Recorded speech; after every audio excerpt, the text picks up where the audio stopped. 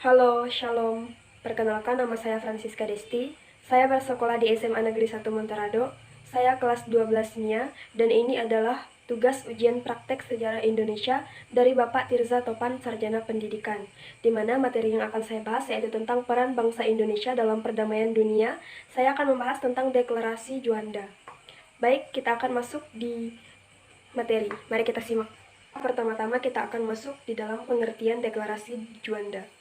Deklarasi Juanda adalah sebuah deklarasi yang dilaksanakan di Indonesia melalui Perdana Menteri Juanda.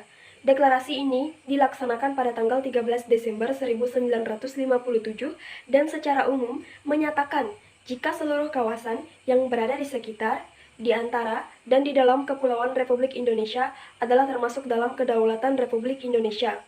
Deklarasi Juanda juga menyudahi beberapa kesulitan yang ada di Indonesia akibat kepemilikan laut yang hanya 3 mil dari garis pantai. Sehingga hal itu yang menyebabkan terpisahnya beberapa pulau di Indonesia dengan kawasan laut internasional.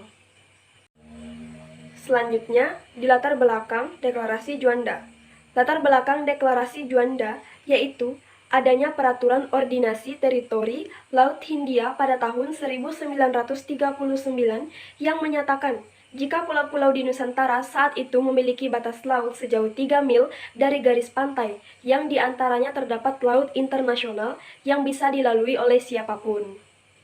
Sontak hal tersebut dapat mengganggu kedaulatan Republik Indonesia karena beberapa pulau tersebut dapat dilalui semua negara. Kapal-kapal asing bisa mengambil sumber daya hingga memblokade kepentingan Indonesia untuk berpindah dari satu pulau ke pulau lainnya di Indonesia. Selanjutnya, yaitu adalah tokoh pengusul adanya Deklarasi Juanda, yaitu Insinyur Juanda Kartawijaya, yang pada saat itu menjabat sebagai Perdana Menteri pada tahun 1957. Yang kedua, Profesor Dr. Motar Kusumatmaja. Yang ketiga, Profesor Dr. Hasim Jalal, diplomat Indonesia dan ahli hukum laut internasional. Tujuan Deklarasi Juanda.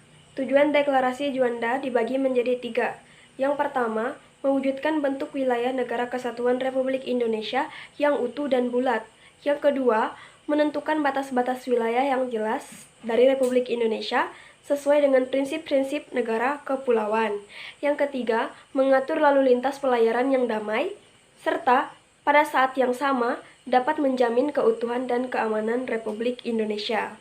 Isi Deklarasi Juanda 13 Desember 1957 adalah yang pertama, bahwa Indonesia merupakan sebuah negara kepulauan yang memiliki corak tersendiri.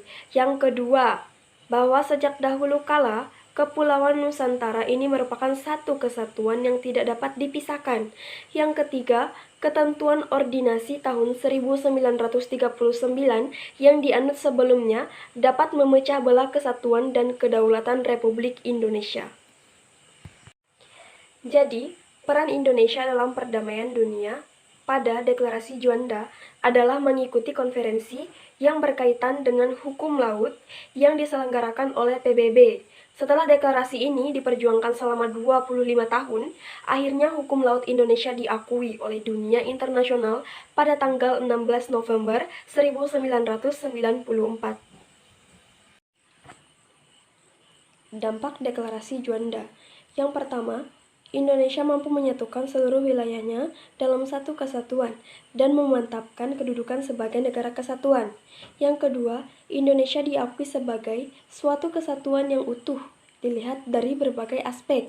Yang ketiga, wilayah Indonesia menjadi 2,5 kali lebih luas, sebelumnya 2.027.087 km persegi menjadi 5.193.250 km persegi. Yang keempat, keselamatan dan keamanan rakyat maupun unsur kekayaan di dalamnya diatur resmi oleh pemerintah sehingga tindak kejahatan atau pencurian dapat diminimalkan.